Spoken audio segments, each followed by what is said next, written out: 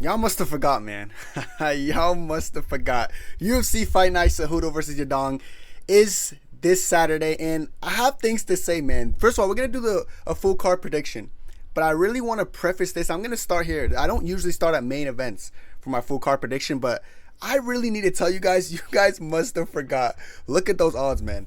Cejudo the underdog. Now, you guys know me and my underdog picks. I've been 100% consistent with Nakamura, Gaforov. You had MVP Shara. We had Weili, Soares. I told you guys, I know what's going to happen. Now, I'll be real. This fight, I know who's going to win, but it's going to be close. But I want to just point out something that people aren't understanding. Yeah, dude, Cejudo's washed, man. Cejudo, he should have retired and never came back, bro. He comes back and loses to everyone. He's washed. He sucks, dude. He sucks. Wait, hold on. He sucks. Now, when you say he sucks, are you saying that he lost to Aljamain Sterling, Merab Dvalishvili, so they both suck? Is that what you say? Like, I'm trying to understand what sucks about Cejudo. Yeah, dude, but he's old. Yeah, he's an older guy. I'm not saying, and I do think his age affected his gas tank, and I'm going to talk about this in this prediction. However, losing to Merab and Aljo might not be as bad as some people are making out to be, especially if you watch the fight. First of all, we can look at the Aljo fight. I watched both the Aljo and Merab fight before this video, so I'm so fresh off of just Cejudo knowledge, all right? Aljo fight, split decision. It could have went either way. Live, I did think Aljo did enough to win. I did have him 3 rounds to 2. Watched it back. I still had Aljo's 3 rounds to 2. But Cejudo did a really good job making these rounds competitive, and his wrestling's a big part of that. And his slept on striking, we're going to talk about. His karate stance is really effective. He was catching Aljo with some good shots, and he was winning the scrambles primarily in the Aljo fight. But Aljo is better at like finding positions to hold someone and controlling positions. Now look at Yadong. Yadong in the wrestling, man, let's be real, he's not known for wrestling. He just had a good loss, I guess you could say, good loss. I don't know why we're calling it good losses, but he lost to Yan the same way I thought. Like, he lost to Yan every round. Yan kind of beat the crap out of him. But Yadong is always game, and he's always there to fight. I do think Yadong's a little overrated, and I don't really know where the overratedness comes from. Best win Chris Gutierrez, I guess, Ricky Simone, whoa. He hasn't beat anyone. Yeah, he goes against Corey Sandhagen and gets beat up pretty comfortably. Goes against Yan, gets beat up pretty comfortably. And Cejudo goes against Aljo's and Merab's, and he wins rounds. He's winning scrambles. He's looking good. I don't understand where these odds come from. Maybe it's just because they're banking on the age. And I understand he fought last like February 17th. So it's going to be like almost a whole year. Exactly a year pretty much since his last fight. But I don't think it's bad. I seen Cejudo working with Dagestani buzz, like Umar and all these guys, striking with them. He looked good. From what those little snippets I was seeing, he looked good, giving Umar some good work. And I feel like people are sleeping on how good Henry Cejudo really is. Now in the Merab fight, he was in the first round. I rewatched it. He was out striking Merab. He was so quick. He was so much quicker than Merab, and he was out scrambling Merab. He was clearly the better wrestler between him and Merab in the early rounds, the first round specifically. Of course, as that fight elongated, Merab's gas tank, which I feel like, brother, his gas tank real bad man starts. He's up here with the gas tank. Yadong's not. Yadong's not a good wrestler to the extent of him or someone like Merab. So when I was watching that first round, seeing Cejudo out scramble him, take him down, control him, he controlled Merab from half guard for nearly a minute in the first round. I was really surprised, and Merab looked stronger physically, or you would think he is, but it's almost surprising how strong Cejudo is, especially in his wrestling in the early rounds. Even in the Aljo fight, he body locked Aljo in the first round and just slammed him, just like easily put him to the ground. The strength of Cejudo is very slept on, and I think it all generates from his back. This guy got a big back, bro. Big back. I ain't calling him fat, you know what I'm saying? But his back, he got some like size to it. He's able to like control people like Merab in half guard. Controlling Merab in half guard. I don't think people understand how hard that is to do, to even control anyone in half guard. And someone with the likes of Merab, with his grappling, his strength, that's nearly impossible. Umar couldn't even do that to him. Let's be real. And Umar's a great wrestler too.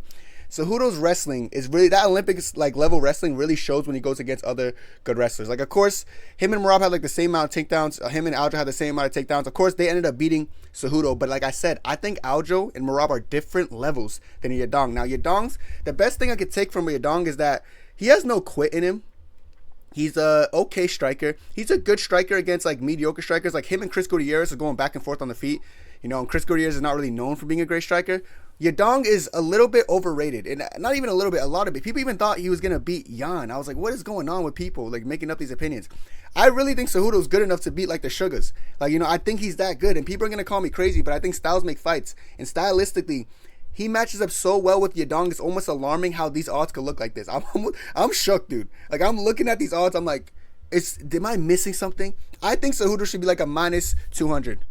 I think the odds should be reversed. Like, who made these odds? Listen, I'm happy because I'm gonna make some bread, but like, it's like Yadong he's a marauder style Chinese guy. You know, I'm not, for some reason, a lot of the Chinese fighters in the UFC, they kind of come forward like aggressively. They're tough. Their game, you know what I'm saying? This is a 5-rounder because they are a main event. Honestly, this is going to sound crazy. I see the 5 rounds actually, I think Yadong might have the better endurance because I've noticed something about Cejudo. He's slowing down. He carries a lot of sides of bantamweight that he's probably not used to. So I feel like his gas tank does like slow down quick. Even in the second round with Merab, he was already kind of tired. And all Merab was really doing was like kind of starting to out-scramble him as the round went along, and that started fatiguing. And then the Aljo fight, he was fatigued a little bit. He had a little bit more energy in the Aljo fight than the Merab fight. That might have something to do with Merab just having a toll on people's gas tank better than other people. But Merab wasn't putting absurd pace in the first round. He's kind of just trying to chill, and that's why Cejudo was piecing him up.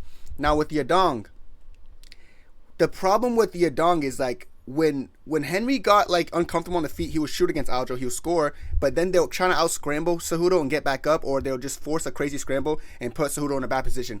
I don't see that happening with Yadong. Like if Cejudo doesn't want to strike anymore and goes for takedowns, because he was attempting single legs against Merab, but Merab would like rotate out and just kind of shrug him off, use his strength and get him off. Yadong doesn't have the strength or the wrestling caliber of Merab or Aljo. So I see when Cejudo decides to shoot, I don't see Yadong just like big broing him. Oh, get off me, dude. I'm too strong. I don't see that shit happening. Like Cejudo's wrestling is so much clear of this whole division, excluding Merab and like Umar. So I look at someone like Yadong, whose wrestling isn't bad. You know, he's not known for being a horrible wrestler. Yes, Jan took you down a couple times, controlled you a little bit, but Jan has good trips. But Cejudo's a way better wrestler than Jan. Let's get that straight. You know, his Olympic wrestling, he wrestled more coming back after he retired with that double champ, because like back before that, when he was double champ flyweight and like, you know, going up for the first time, he wasn't wrestling a lot. He was just relying on that karate stand striking, which actually is very effective. I think he's gonna have the striking advantage over Yadong, especially in the first couple rounds, you know. And I think the wrestling advantage is not even comparable. You can't even compare the two in the wrestling, you know what I'm saying? So it's almost like what path to victory does Yadong have, unless Cejudo's chin just deteriorated, you know? But I don't see that happening either, especially like Song Yadong, like he has one punch power against these lower ranked guys, but like he hasn't beat anyone good yet. Like I said, Ricky Simone and Chris Gutierrez aren't that great. They're not bad, like they're okay bantamweights, but I feel like we're underestimating Cejudo's resume. And I think we're looking at his last two, oh, he's on a 2-fight losing streak. All right, against who? You know what I'm saying? Who against who? Is he losing to Joe Schmoes, or is he losing to the best bantamweights in the world? The Merab loss, of course, aged gracefully, and I still think the Aljo loss aged gracefully. Like I think Aljo's still doing good work against like Mavs are in some of the best at a different weight class, a weight class above. You know, and Cejudo was out muscling you in the wrestling early on. Cejudo's gonna put the beats on him like Dr. Dre. I'm telling you guys, man. So this one's interesting for me because I look at the odds. It almost makes me smile because y'all must have forgot how much better Cejudo is than a lot of these bantamweights. Listen, he doesn't have a bantamweight championship run probably in him anymore, but I feel like after, I might have to glaze him crazy after this because I know what he's gonna do to Yadong. I have a feeling he's gonna beat Yadong pretty badly, to a point where Yadong is kind of like, damn, I don't want to be there. I do have a hinge that when the championship rounds start, Cejudo might be up like 3-0 or something, or it might be competitive, but he might slow down because I said his size.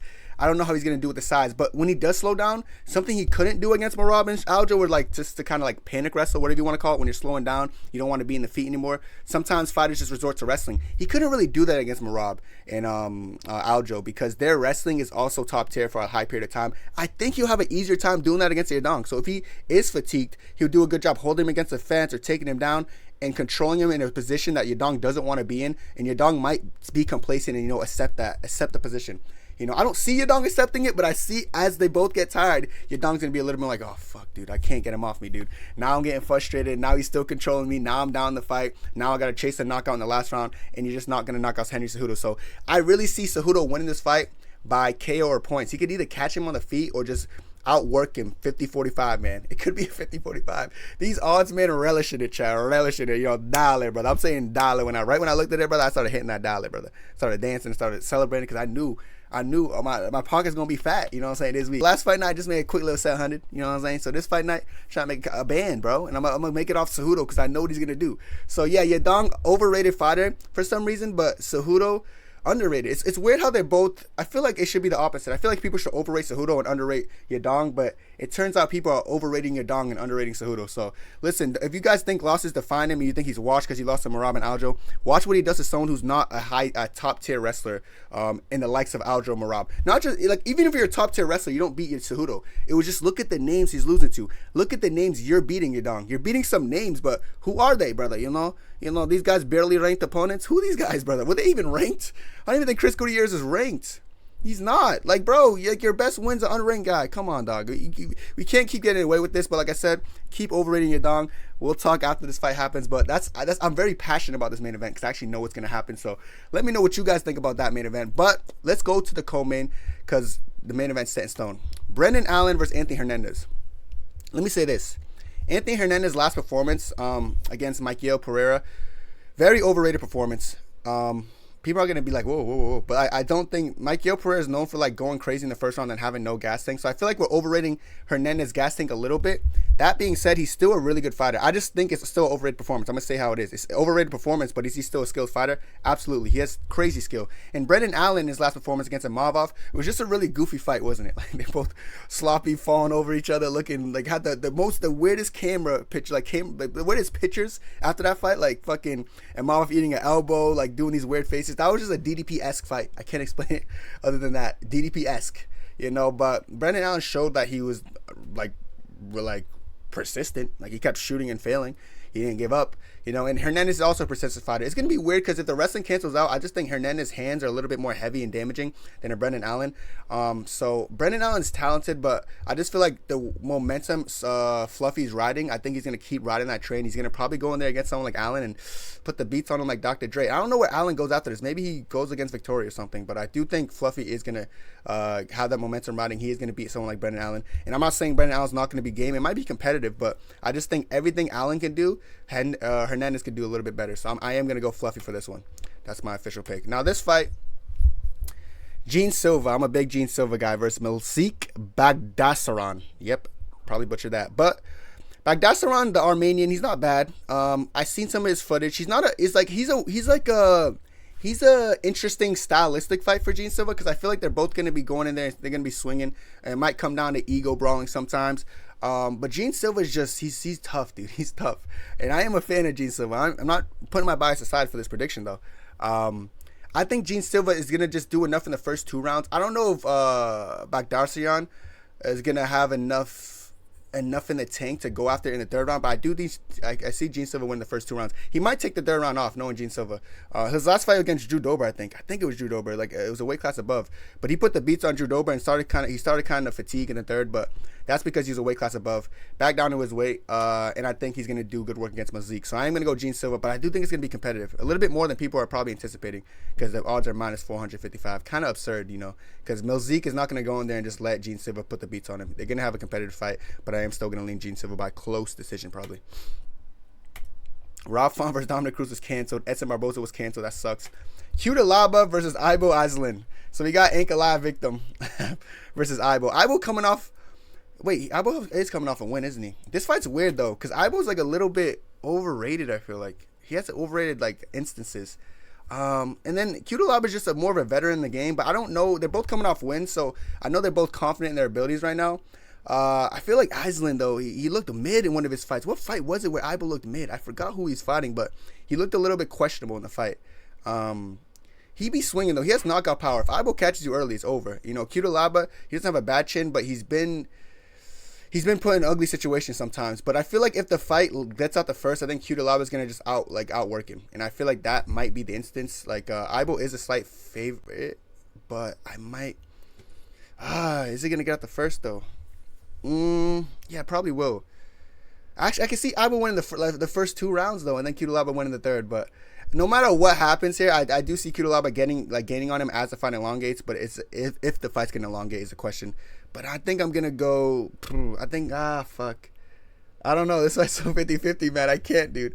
I don't want to pick. Do I have to pick on this one? No, I guess I do. I think I'm gonna go. Let me do Cutelaba. More experience, you know. He and if shit gets rough, I know Cutelaba is gonna outwork him, so I feel like that's a safer pick. Like when you know shit's gonna get rough, you gotta pick someone. And if I knew shit was gonna go rough, I gotta go Cutelaba. He's just more seasoned. He's a veteran, so I'm going Cutelaba. Alonzo Menifield versus Julius Walker. Bro is a unresolved character, unsolved mystery guy. Like, what the fuck? Why does he have no picture? I don't even know Julius Walker, but I do know Alonzo Menifield. And I know Alonzo Menifield being juggernaut maxing, but he is coming off an L. This guy is making their debut, so I don't know if they're trying to help the guy making their debut. But what are odds saying? Not even available. Who the hell are these people, bro? Fucking mystery character and Alonzo Menifield, turtleneck ass nigga. I think, listen, Alonzo's a veteran. This guy's making his debut. I know he's not actually 0-0, but I don't know his actual record. But that being said, I have nothing to go off of, so I'm going to go Menifield. I just don't know Julius Walker, so I can't pick someone I don't know. Sorry, chats, you know. Ruziboev. Eric, who I thought he was fighting someone else, but he's fighting Eric McConico. Never gonna butcher that again. Another guy who's a mystery character. Who are we? Why are we getting these unranked, unresolved people that we don't know anything about? This is short notice for the Eric guy, so I'm gonna go Ruziboev. I actually like Ruziboev. Good like a good fighter. The Buckley fight, unfortunate, but like from what I've seen, he's a really long, lengthy guy. He is fighting at middleweight now, isn't he? Okay, he's fighting at middleweight. I see. He used to fight at 170, or he fought at 170 one time. Yeah, he's gonna be good at middleweight. This might be a more comfortable weight class. Doesn't have to cut it too much weight. He's gonna be a little bit physically stronger. This Eric guy's gonna have to come in there and go and trying to wrestle him, because if he doesn't wrestle him, it's gonna be over. But I am gonna go Ruziboev. I think he's just gonna be too much. He's a very long fighter. He's a good striker. I like him. I was on the hype train a little bit, but like he's kind of mid. But I think he should be good enough to beat this short notice opponent. So I'm going Ruziboev. This fight's actually pretty good. We got Fili versus Costa. They're both coming off of wins. This is going to be a banger. This might be like one of the fight of the nights. Fili is like, you don't know what you're going to get from him all the time. I know this Costa dude's going to come forward the whole time and try to throw at the wind. He's going to try to take his head off. Fili might oblige to that, and they might sit in the pocket and kind of swing a lot. I don't even know who I'd go for this one. This is like a 50-50 one, isn't it? Fook, bruv. I know Costa's going to bring it. That's something I can say for certainty. I know Costa's going to bring it. And I don't know if Fili's consistent. I feel like my guts tell me Costa. Costa might be the underdog as well, you know. Not even available. Yeah, I like Fili, but I feel like I know what Costa's going to bring, and I feel like he's going to bring that pace, and I feel like that might break Fili, so I'm going to go Costa for this one. All right, Adam Fugitt. Fugitt, dude, you know what I'm saying? Versus Billy Ray Goff. What are these names? What are these, like, hairlines? What are these physiques, bro? What am I watching? Billy Ray Goff coming off a loss, and then Adam Fugitt saying, fuck it, he coming off a win. It's gonna be so weird just to watch. I don't know. I've seen Adam Fugitt fight.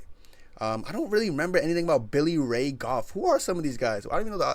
Listen, I just feel like off of names, Adam Fugitt should win. Just fuck it, bro. Get the W. So I'm going Adam Fugitt. I don't know why I don't know half of these guys on this card. Maybe I'm a casual maxing. Okay, hold on now.